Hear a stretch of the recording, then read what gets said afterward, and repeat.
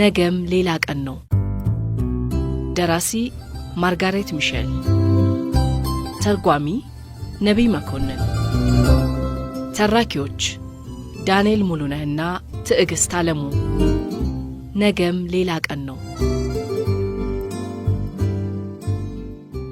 ውድ አድማጮቻችን በክፍል 96 ተረካ ስካርሌት የታራን ቤተሰብ ለመታደግ ቤተሰቡ የጥጥ ስራ ላይ በጋራ እንዲዘምቱና እንዲለቅሙ አድርጋቸዋለች። ስራ የሚወዱትንም የማይወዱትንም ማለት ነው።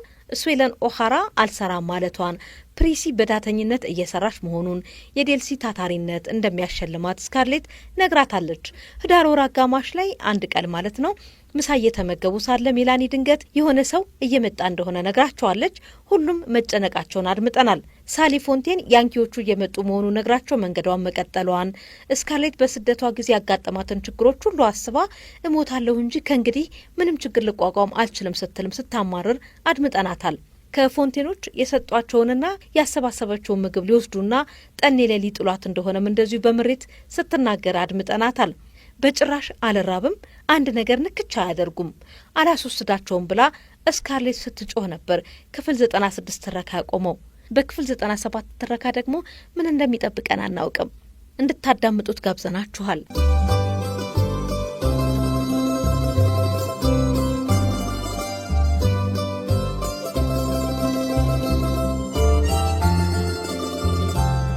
በሩ ላይ የሚራኮቱትን በድንጋጤ ፊታቸው ላይ አመድ የነፋባቸውን ኔግሮች በፍጥነት ዞር ብላ አየቻቸው። ረግራጋው ቦታ አለች። ምን ረግራጋ ቦታ? ወንዙ ዳርቻ ያለው ረግራጋ ቦታ ነው። እናንተ ጅሎች አታድርቁኝ። እንግዲህ አሳማዎቹን ወደ ረግራጋ ቦታ ነዷቸው ሁላችሁ። በሉ ፓርክ፣ አንተና ፕሪሲ ሹልክ ብላችሁ በቤቱ ጥግ ጥግ ነርታችሁ አሳሞቹን ከግቢ ያስወጡ። ስዊለን፣ አንቺና ካሪን ደግሞ ዘንቢሎቹን የሚችሉትን ያህል ምግብ ሙሏቸውና ወደ ጫካ ሂዱ። ማሚ፣ ከብር የተሰራውን ሳህን መልሰሽ መሬት ቀበሪው። እሺ ፓርክ፣ ስማ፣ እንደ እንጨት ፊት ያትገታል። አባባንም ካንተ ጋር ይዘው ሂድ። እሺ የት ልሂድ እንዳትለኝ፣ አንዱ ጋር ውሰደው። አባባ ሂድ ከፓርክ ጋር። አባባ፣ ወይ አባባ። እንዲሁም ብድብድ ብላ እንኳን እነዚያን ሰማያዊ ለባሽ ያንኪዎችን ሲያይ ግራ የተጋባው የጄራልድ ጭንቅላት ምን ሊሆን እንደሚችል ተገንዝባለች። ቆም ብላ እጇን እሳት እንደፈጀው ሰው አርገበገበች። የተደናገጠው ዋድ የሜላኒን ቀሚስ ጭምድድ አድርጎ ይዞ ስታይ ተጨማሪ ቁርጠት ሆነባት። እኔስ ምን ላድርግ ስካርሌት?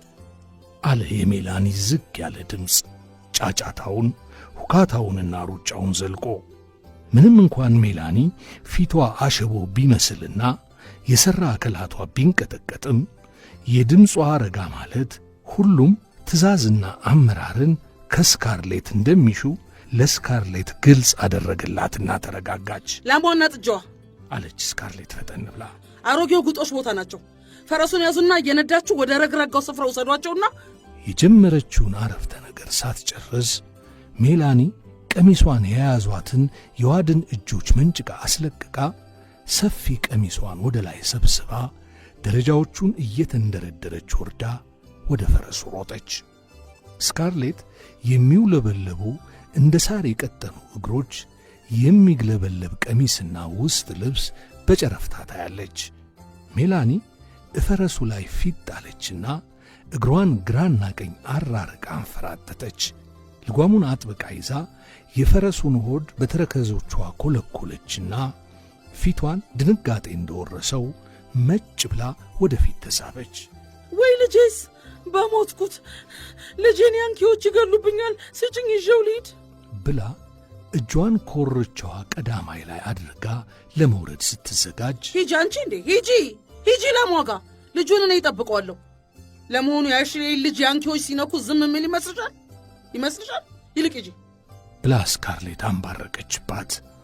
ሜሊ ልቧ ወደ ኋላ ተስፋ በመቁረጥ ቢቀርባትም በተረከዟ ፈረሱን ኮልኩላ አቧራውን እያቦለለች ጠጠሩን እያፈናጠረች መንገዱን ይዛ ቁልቁል ወደ ግጦሽ ቦታው ገሰገሰች። ሜሊ ሃሚልተን ፈረስ ትጋልባለች ብዬ አልጠረጥርም ነበር አለችና ስካርሌት በልቧ ወደ ቤት በራ ገባች።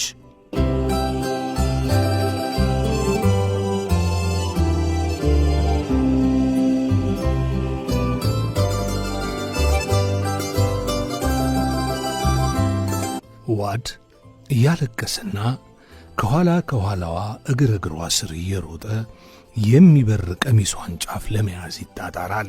ሦስቱን ደረጃዎች አንድ ጊዜ እመር እያለች ወጥታ ብታይ ካሪንና ስዌለን ከዋርካ ቅርንጫፍ የተሠራ ቅርጫት ይዘው ወደ ዶሮ ቤቱ ሲሄዱ ፓርክም ምንም ሳይሳሳ የጄራልድን እጅ ይዞ እየጎተተ ወደ ጓሮ በረንዳ አቅጣጫ ሲሄድ አገኘቻቸው።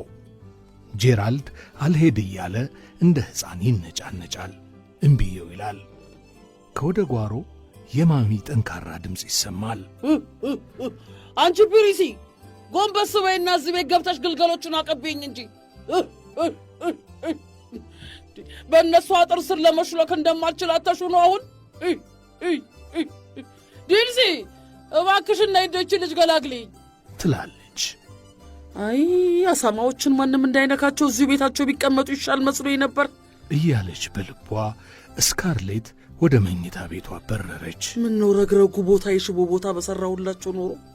የኮመዲኖውን የላይኛውን መሳቢያ ጎተተችና ልብሶቿን እየበረበረች የዚያን የያንኪ ቦርሳ እስክታገኝ መፈለጓን ቀጠለች። ስታገኘው ከፈተችና የማስታወሻ ቀለበቱንና ካልማዝ የተሠራ የጆሮ ጉትቻዋን ከደበቀችበት አውጥታ የስፌት ዕቃ ማስቀመጫ ውስጥ ከታ ሁሉንም ቦርሳው ውስጥ አስቀመጠች። ችግሩ ቦርሳው የት ይቀመጥ ነው?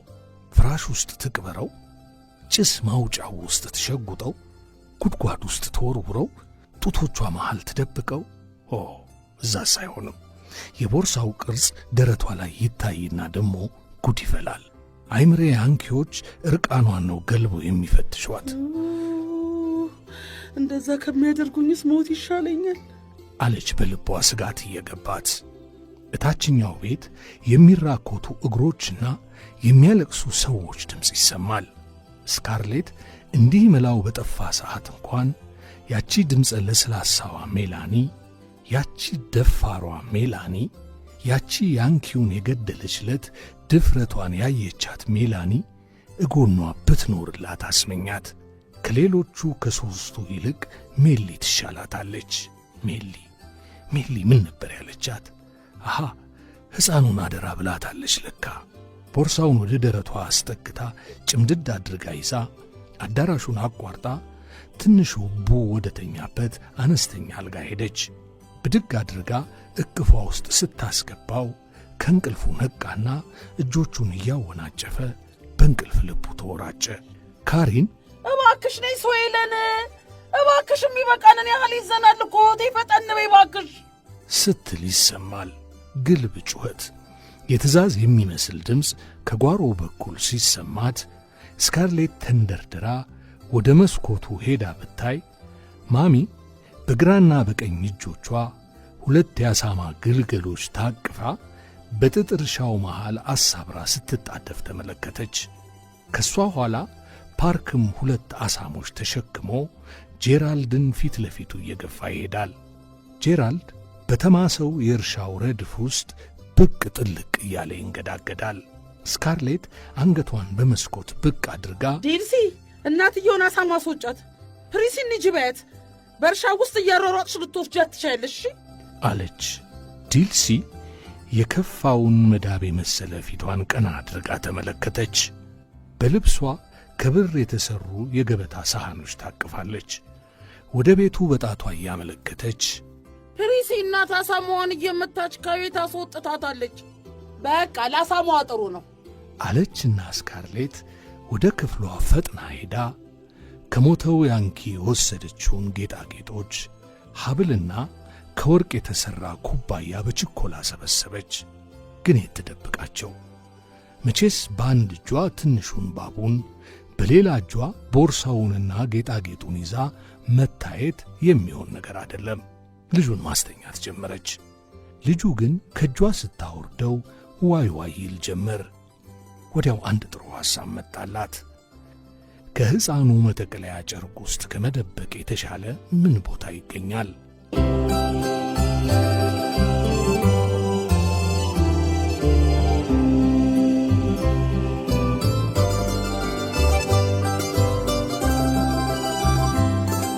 ልጁን በደረቱ አስተኛችና መጠቅለያውን ፈታ ቦርሳውን በጀርባው በኩል አስታካ መልሳ ጠቀለለችው።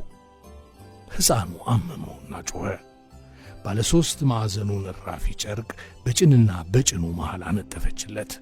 አሁን እንግዲህ አለች በልቧ ስካርሌት በከባዱ ተንፍሳ። ረግረጉ ቦታ ነው የቀረኝ። በአንድ ክንዷ ልጁን እያስጮኸች አንስታ በሌላው እጇ ጌጣጌጡን አንቃ ወደ ፎቁ አዳራሽ ወጣች። በድንገት ፈጣን እርምጃዋ ቀሰቀሰ። ጉልበቷ በፍርሃት ራደ። አቤት! ቤቱ እንዴት ርጭ ብሏል! እንዴት የሚያስፈራ ዝምታ ነው እንዴ! ሁሉም ብቻዋን ጥለዋት ሄዱ ማለት ነው? የጠበቃት ሰው የለም እንዴ? እንዴ ጥላችሁኝ ሽሹ እኮ ማለቱ አልነበረም። ዛሬ ጊዜ እኮ ብቻዋን ያለችን ሴት የሚያጋጥማት አይታወቅም። ያውም ያንኪዎች እየመጡ አንድ ድምፅ ኮሽ ሲልባት እንጠጥ ብላ ዘለለች። ዞር ብትል ለካ የረሳችው ልጇ የደረጃውን መደገፊያ እንደተጠጋ በድንጋጤ ዓይኑ ካፎቱ እስኪወጣ አፍጦ ተቀምጧል። ለመናገር ሞከረ፣ ግን ጉሮሮ አልላቀቃለው። ዋድሃምተን በል ብድግ በል ብላ ፈጥና አዘዘችው። ተነስና በእግር ሂድ፣ እናት እንደሆነች ልታዝል አልችልም አለችው። እሱ እየሮጠ ወደ እሷ ሄድና ቀሚሷን ጭምድድ አድርጎ ይዞ እንደ ፈራ አውሬ እውስጡ ፊቱን ቀበረ። ትናንሽ እጆቹ እግሯን ለመያዝ ሲዳስሷት ይሰማታል። የዋድ እጅ የኋሊት እየጎተተ አላስኬድ እያላት ቁልቁል ደረጃውን እየወረደች ልቀቀኝ ዋድ፣ ውይ ልቀቀኝና ራስን ችለ በእግር ሂድ ብትልም ልጁ ግን የባሰ የሙጥኝ አለባት። ወርዳ ወርዳ የመጨረሻውን ደረጃ ስትጨርስ ወለሉ ብድግ ብሎ ወደ እግሯ የመጣባት መሰላት። እነዚያ ተወዳቸው የነበሩት የቤት ዕቃዎች በሙሉ ደህና ሁኚ እያሉ በሹክሹክታ የሚሰናበቷት መሰላትና እምባዋ ዓይኗ ላይ ድቅን አለ። ከፊት ለፊቷ በሩ ወለል ብሎ ተከፍቶ ኤለን ደከመኝ ሳትል ትሠራበት የነበረው ቢሮ የጽሕፈት ዕቃ እጥጉ ላይ ይታያል። የምግብ ጠረጴዛው፣ ምግብ የያዙ ሳህኖች፣ ወንበሮቹም ምስቅልቅል ብለው ተቀምጠዋል። በወለሉ ላይ ኤለን ራሷ የሰፋቻቸውና ያቀለመቻቸው ብጭቅጫቂ ጨርቆች ይታያሉ። የትልቅ ሴት አያቷ የሮቢላንድ ፎቶግራፍ ከወገብ በላይ ራቁት ሆኖ ጸጉራቸው ተከምሮና የአፍንጫቸው ቀዳዳ የሚስቁ አስመስሏቸው ይታያል። ከዚህ ቀደም ትዝታው ተቀርጾባት የነበረው ማንኛውም ነገር ከስር ከመሠረቷ ከዘር ማንዘራዋ ጋር ሁሉ ያስተሳስራት የነበረው ማንኛውም ነገር ስካርሌት ኦሃራ ደህና ሁኚ፣ ደህና ሰንብቺ ይላታል። ያንኪዎቹ ይህን ሁሉ ሊያቃጥሉት ነው። አሁን ቤቱን የምታየው ለመጨረሻ ጊዜ መሆኑ ነው። አዎ ከረግረጉ ቦታና ከጫካ ሆና ልታይ ከምትችለው በጭስ ከሚታፈነው ረጅም የጭስ ማውጫና በነበልባል ከሚንቀለቀለው ጣራ በቀር ይሄ ለመጨረሻ ጊዜ የምታየው ትርኢት ነው። በጭራሽ አልተዋችሁ አለች በሐሳቧ።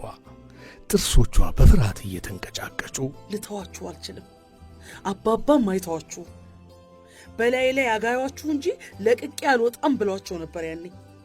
በላይ ላይ ያቃጥሏችሁ እንጂ እኔም ትቻችሁ አልወጣም። የተረፋችሁኝ እናንተ ብቻ ናችሁ። ይህን ውሳኔ ከወሰነች በኋላ ፍርሃቷ በከፊል ተቃለለላት። አሁን በጡቶቿ መሃል የተከማቸና የረጋ ተስፋና ፍርሃት ብቻ ነው የሚሰማት። እዛው እንደቆመች ከወደ መንገዱ የብዙ ፈረሶች ኮቴ፣ የኮርቻዎች ማቃጨል፣ የጎራዴዎች ግጭትና አንድ ጮክ ያለ የጭካኔ ድምፅ ውረዱ ሲል ሰማች። ፈጠን ብላ እጎኗ ወዳለው ሕፃን ጎንበስ አለችና ያላመሏ ረጋ ብላ ዋድ የኔ ስኳር እባክህ ልቀቀኝ፣ ሂድ በጓሮ ደረጃ ውረድና በጀርባ በኩል ወደ ረግረጉ ጫካ ሩጥ። ማሚና አክስት ሜላኒን እዛ ታገኛቸዋለሽ። በልጎሽ ጎሽ የኔ ቆንጆ ቶሎ በል አይዞህ ሩጥ፣ አትፍራ። የድምጿ ቅላጼ ሲለወጥበት ጊዜ ዋድ ቀና ብሎ አያት። ስካርሌት በዓይኖቹ ውስጥ ወጥመድ ውስጥ ያለች ግልገል ጥንቸል መልክ አየችበትና አንጀቷ ተላወሰ። ወይ እመቤቴ ማርያም አለች በምህላ። በያንኪዎቹ ፊት ልጄን ድንጉጥ አታደርጊው። መፍራታችንን ማወቅ የለባቸውም።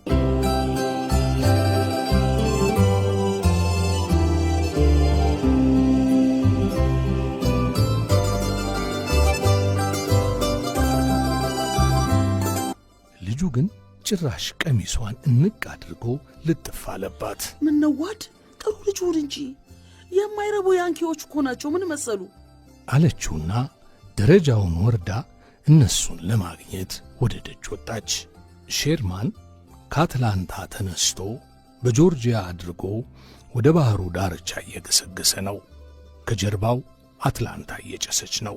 አትላንታ ላይ እሳት ለኩሶ የወጣው ይኸው የሼርማን ሰራዊት ነው። ከፊት ለፊቱ በተዘረጋው የ300 ማይል ክልል ከጥቂቶቹና ቁጥር ከማይገቡ የሚሊሻ ወታደሮች ከሕፃናትና ከሽማግሌዎች በቀር ኬላ ጠባቂ አገር ተከላካይ ሰው የለም። አሁን እዚህ ያለችው አልፎ አልፎ እርሻ ጣል ጣል ያረገባትና ሽማግሌዎችን ሕፃናትና ኔግሮችን አቅፋ የያዘች ለም ምድር ሽለሙቅ አገር ናት። 80 ማይል ስፋት ያለውን ቦታ ሲያነዱና ሲያጋዩ ነው ያንኪዎቹ የቆዩት። በመቶ የሚቆጠሩ ቤቶች በሳት ተያይዘዋል። በመቶ የሚቆጠሩ ቤቶች ከወራሪው መንጋ ኮቴ ጋር አብረው በሳት እየተንቀለቀሉ በአንድ ቅኝት ድምፅ አሰምተዋል። እሪ ብለው ጮኸዋል። ሰማያዊ ኮታቸውን ለብሰው ከፊት ለፊት በበረንዳው ደጃፍ በግሪሳ የሚገቡትን ያንኪዎች ላየችው ለስካርሌት ኦሃራ ግን ጉዳዩ አገር አቀፍ ጉዳይ አልሆነም። ለሷ የግል ጉዳይ በሷና የሷ በሆኑ ነገሮች ላይ የታለመ አስከፊ ነገር ነው። ከደረጃው ግርጌ ሕፃኑ እንደታቀፈችና ዋድ ፊቱን በቀሚሷ ሸፍኖ ጭምድድ አድርጎ እንደያዛት በቆመችበት ያንኪዎቹ በጥድፊያ እሷን ገፍትረው ወደ ደረጃው በመውጣት ቤቱን እንዳንበጣ ወረው የቤቱን ዕቃ እያመሰቃቀሉ ወደ በረንዳው ወረወሩት። የቤቱን ንብረት ምንጣፍና ኮርኒሱን፣ ግድግዳው ያዘለውንም ሆነ ወለሉ የተሸከመውን በተወደረ ሳንጃና ጩቤ እየዘነጣጠሉ መሬቱን ሳይቀር እየቆፈሩ የደበከውን አውጣ፣ የሸሸከውን ውለድ ይሉት ጀመር። እፎቁ ላይ ሞተው ፍራሽ እየቀደዱ ከላባ የተሠራውን አልጋ ብትንትኑን እያወጡ ፍለጋቸውን ሲቀጥሉ ቤቱ በላባና በብናኝ ተሞልቶ ጭራሽ ወደ መሬት እየበነነ ስካርሌት ጸጉር ላይ ይሰገሰግ ጀመር። በዚህ ሁኔታ ሲመዘብሩ፣ ሲዘርፉና ሲያጠፉ ልቧ የነበረው ትንሽ ፍርሃት፣ አቅመቢስነቷና ደካማነቷ ሁሉ ምርጫ በማጣት ሙጥጥ ብሎ አለቀ። ለዚህ ዘረፋ ኃላፊነቱን የወሰደው ጸጉረ ገብስማና እግረ ወረሃው ቅጭር ያለው 50 አለቃ በጉንጩ ትንባሆውን ሞልቶ ይታያል። ሌሎቹ የእሱ ሰዎች ሳይጠቋት በፊት ይኸው 50 አለቃ ምራቁን ወደ መሬት ተፍቶ ቀሚሷ ላይ ጭምር ጢቅ ብሎ ወደ ስካርሌት ቀረበና በእጅሽ ያለውን በሙሉ አስረክብኝ ወይዘሮ አላት። ለካ እደብቃቸዋለሁ ያለቻቸውን ጌጣጌጦች በእጇ እንደያዘች ረስታቸው ኖሯል። አያቷ ሮቢላንድ ፎቶ ላይ ያየችው አይነት የማሾፍ ፈገግታ ፈገግ ብላ ወለሉ ላይ ዝርግፍ ስታደርጋቸው ሲንኮታኮቱ እየተደሰተች ነበር። እንክትክት ስብርብር ቢሉ ፍቃዷ ነው። ያን ቀለበትና ጆሮ ግስኪያሽን ላስቸግርሽ አላት። ስካርሌት የሚያለቅሰውንና ፊቱ ቲማቲም የመሰለውን ሕፃን ጭንቅላቱን ወደ ታች መልሳ ዘቅዘቅ አደረገችና ጄራልድ ኤለንን ሲያገባ የሰርግ ጥሎሽ አድርጎ ለኤለን ሰጥቷቸው የነበሩትን ቀያይ የጆሮ ጉትቻዎች አወለቀች። ቀጥሎም ቻርልስ ሲያገባት አጥልቆላት የነበረውን ከሚያበራ ሰማያዊ ክቡር ድንጋይ የተሠራ ቀለበት ከጣቷ መንጭቃ አወለቀች። አትወርውሪያቸው፣ ለእኔ አጥልቅልኝ አለና ጣቶቹን ወደ እሷ ዘረጋ። 50 አለቃው እነዚያ ደደቦች የሚበቃቸውን ወርቅ ወስደዋል፣ ሌላስ የለሽም ብሎ ዐይኖቹን ደረቷ ላይ ጣል አደረገ።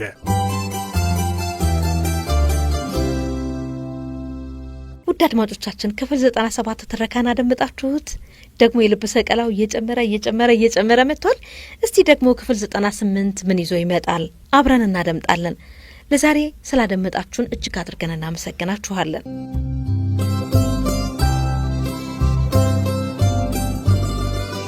ነገም ሌላ ቀን ነው።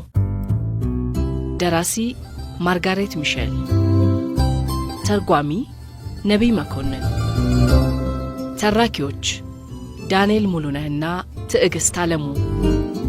ነገም ሌላ ቀን ነው።